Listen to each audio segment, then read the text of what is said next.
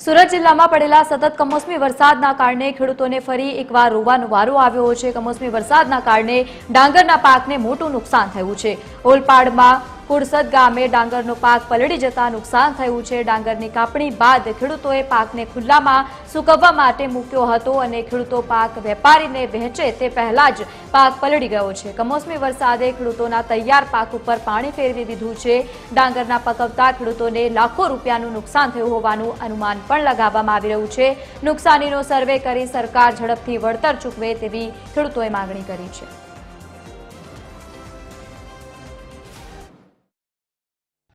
કે મારા કેટલા વીંઘાના ડાંગર છે તે વરસાદથી અમે 2 કલાક વરસાદમાં બધો ભીજાઈ ગયો છે।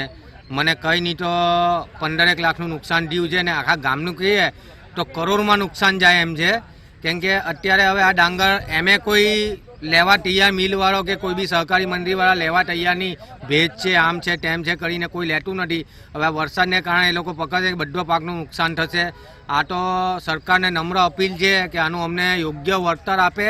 ગયા વર્ષે બી અમે ફોર્મ ભરેલા અમારા નુકસાનીના કમોસમી વરસાદના, તેના હજુ બી અમને કોઈ વળતર ચૂકવવામાં નથી આવ્યું। અને મેં અત્યારે 18 વીંઘા ડાંગર 14 વીંઘા તલ બનાવેલા છે અને આ કમોસમી વરસાદને કારણે આપ જોઈ શકો છો કે પાછળ જે બધું ભાત છે તે મારું જ છે।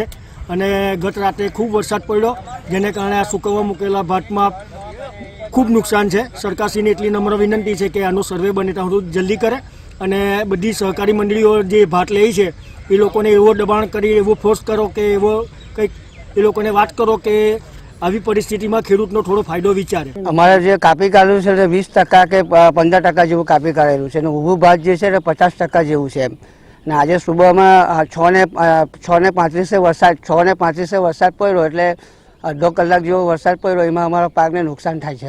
એટલે અમારી હાલત બહુ ખરાબ છે ને આ અમારે મંડળીમાં લેવું હોય તો એ લોકો અમને જે ભાવ આપતા હોય એ ભાવ અમને આપે નહીં કે દાણો અમારો કાળો થઈ જાય એમ। કમોસમી પડેલા વરસાદને લઈને ખેડૂતોને રાટા પાણી રડાવ્યા છે।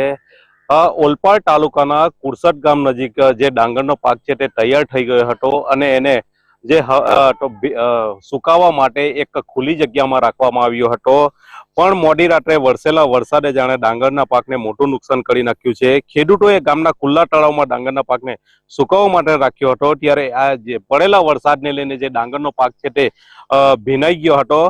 ખેડૂતોએ વેપારીને પાક વહેંચે તે પહેલા જ કમોસમી વરસાદે ખેડૂતોના તૈયાર પાક ઉપર પાણી ફેરવી દીધું છે, ત્યારે તૈયાર થયેલા ડાંગરના પાકને વરસાદના પાણીમાં પલળતા ખેડૂતોને મોટું નુકસાન થયું છે। ખેડૂતોને લાખો રૂપિયા નુકસાન થયું છે, ત્યારે નુકસાનની સર્વે કરી નુકસાનનું વળતર ચૂકવા ખેડૂતોને સરકાર પાસે માંગ કરી રહી છે। આવી પરિસ્થિતિમાં મંડળીઓ ખેડૂતની વહારે આવે તેવી ખેડૂતો આશા વ્યક્ત કરી રહ્યા છે। ત્યારે આપણે હાલ જે છે તે કુડસદ નજીક આવેલા તળાવમાં જે ડાંગરનો પાક જે નાખવામાં આવ્યો હતો હાલ ત્યાં ઉભા છે।